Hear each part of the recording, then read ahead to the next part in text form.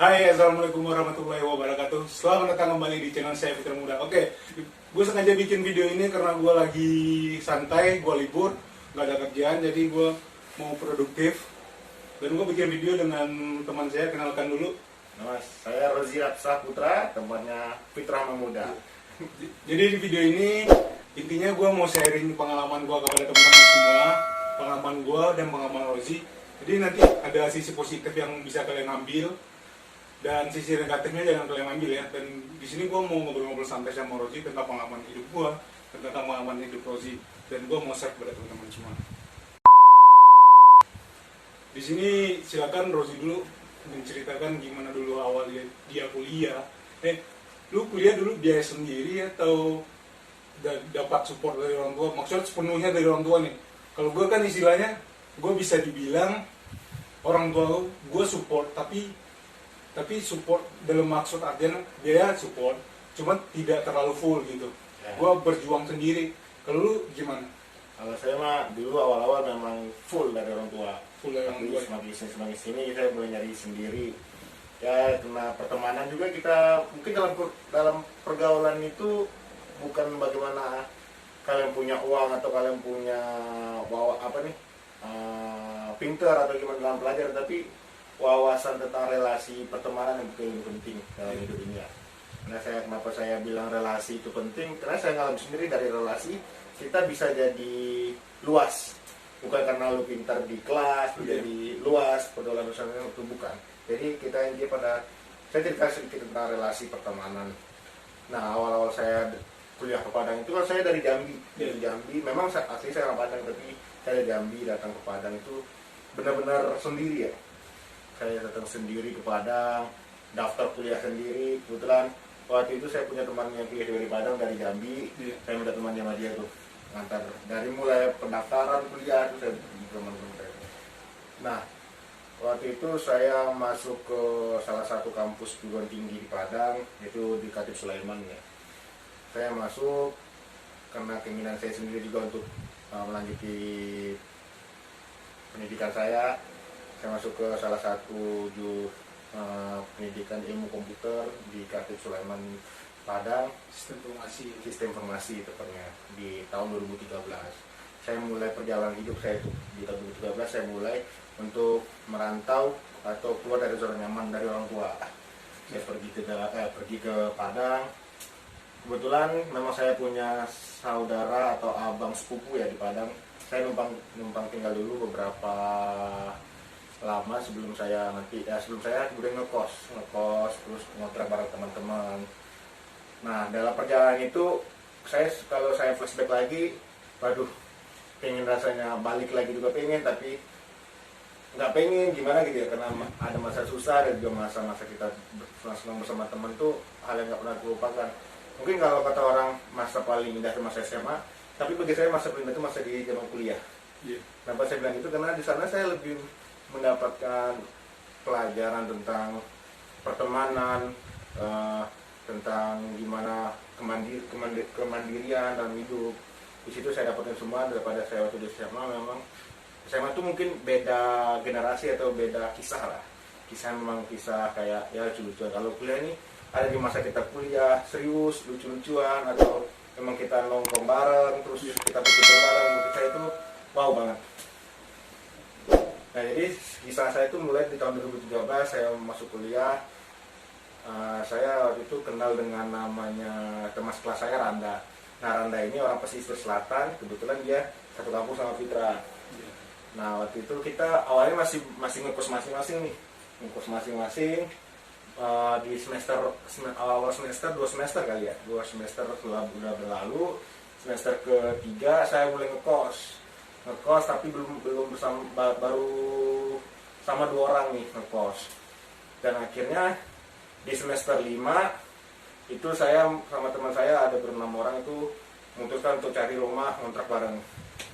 Pas ngontrak bareng dapat di daerah Beringin dekat-dekat kampus lah, saya dapat kontrakan di sana ber-6. Nah di situ kami mulai rasanya yang kayak lu punya teman tapi udah kayak saudara di situ. Susah senang bahagia kita jalani bersama tuh waktu itu. Kita sampai pernah kita makan, kalau nggak punya uang tuh kita beli nasi satu apa namanya kalau nasi Satu bungkus buat kilo, bersama. kita bukan satu bungkus satu Oke. ini 1 kilo 1 liter ya Iya. Beras. beras 1 liter. kita masak dadap terus kita kasih gitu kita serakin gitu orang sama-sama gitu. Nah waktu itu kita udah ngontrak barang ini kami gimana caranya kami waktu itu walaupun masih disupport orang tua ya tapi kita berlima ini kena punya pikiran yang sama dan tujuan yang sama akhirnya kita gimana cara kita ngasilin uang walaupun kita nggak kerja penuh waktu atau kerja profesional ya serabutan lah ibaratnya. Kita itu berlima ada namanya salah satu teman kita Arlan itu dari Kerinci dan dia asli Jawa. Nah lu tahu sendiri kan kalau orang Jawa tuh pekerja keras Iya, gitu. beras, betul. Nah dia tuh kuliah dia dari awal kuliah sampai selesai dia biaya sendiri. Wownya itu dia kuliah pagi siang kerjanya malam. Jadi dia tuh pinter banget maintenance waktunya. Sama gue juga. Ya, lu juga iya. lu pernah kerja lu kerja berapa Gua waktu kerja ya malah sambil ya? kuliah. Kerja sama kuliah di salah satu perusahaan showroom Bukan ya. itu. Sebelum gue tamat kuliah. Gue tamat SMA sekitar tahun 2012. 2012 gue lanjut ke Padang untuk sekolah di salah satu perguruan tinggi swasta ya. Nah, di semester pertama gue masih belum kerja ya. Semester pertama gue masih fokus kuliah. Terus seiring berjalannya waktu itu gue mikir, gue kalau gue minta terus ini sama orang tua gue kasihan juga ya. Gue kasihan dan nggak mungkin gue terus minta permisi. Nggak tega juga ya minta sama orang tua. Nah di sana gue mulai mikir, gue cari kerja. Nah gue kerja di salah satu brand ya yang cukup ternama tuh, Sport Station. Mungkin kalian tahu ya, di dalam itu ada Adidas, Nike, Skechers. Itu gue kerja di Sport Station sebagai sales promotion boys. Sama kayaknya itu lu cuman jaga toko. Gue kerja itu dari kalau gue kuliah pagi biasanya dari jam 7.30 sampai jam 12.30. Nah, gue lanjut kerja itu dari jam 2 sampai jam 10 malam. Begitu seterusnya sampai gue semester 4 ya. Semester 4 gue gitu terus kerja sambil kuliah. Jadi gue kurang aktif di organisasi karena gue nggak ada waktu buat main-main organisasi. Jadi kuliah gue dihabisi cuma dengan kuliah. Jadi untuk organisasi mungkin gue jarang ya di kampus, bisa dikatakan jarang. Lu waktu kerja di Sport Station itu gimana cara bagi waktu ya? Memang di Sport Station itu emang lu dijadwalin dari jam 2 siang atau Bukan. Kalau di Sport Station itu sistemnya shifting. Kalau lu masuk jam pagi lu keluar nanti jam 5. Kalau lu masuk jam 2 lu keluarnya jam 10 malam. Jadi karena gua kuliah dan atasan gua di sana dia juga tahu kalau gua pengertian kuliah sambil kerja. Jadi dia tahu, ya udah Fit lu masuk siang terus. Jadi lu nggak pernah masuk pagi ya, lu masuk siang terus. Jadi lu kalau lu masuk pagi cuman hari libur lu kuliah doang. Misal gua libur kan minggu doang. Jadi minggu gua masuk pagi biar gua bisa santai sorenya. Jadi gua kalau kerja itu kan gua dari jam 2 sampai jam 10 malam. Itu pun bukan jam 10 malam ya, gue pulang bisa jam 12 atau jam... Berarti lu mulai kerja di itu dari kapan sih? Dari awal semester atau semester 3? Itu di semester berapa ya? Semester 1 gue masih... Semester 1 kan kita masih paket ya? Iya, semester 1 masih paket. Nah, semester 3 kita, jadi sistem kampus kita ini semester 1 sama 2 itu kita masih dipaketin. Paketin itu kita belum bisa milih jadwal kuliah sendiri. Ya. Jadi semester 3 kita udah Jadi mulai semester 3 berarti. Ya, semester 3 gue berarti udah mulai kerja karena semester 3 kita udah bisa nyusun jadwal sendiri. Ya. Jadi gue bebas untuk nyusun jadwal kuliah gue. Gue di lingkungan tadi, temen ya, istilahnya teman atau di bawah gue lah istilahnya. Dia punya pemikiran yang kayak gini.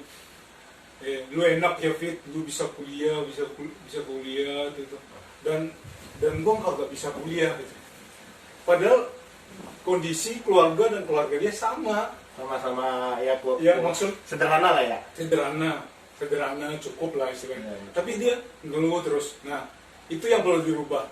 Lu sendiri istilah mindset lu jangan pernah lu berpikir orang yang paling merugi atau orang yang paling tidak beruntung di dunia ini.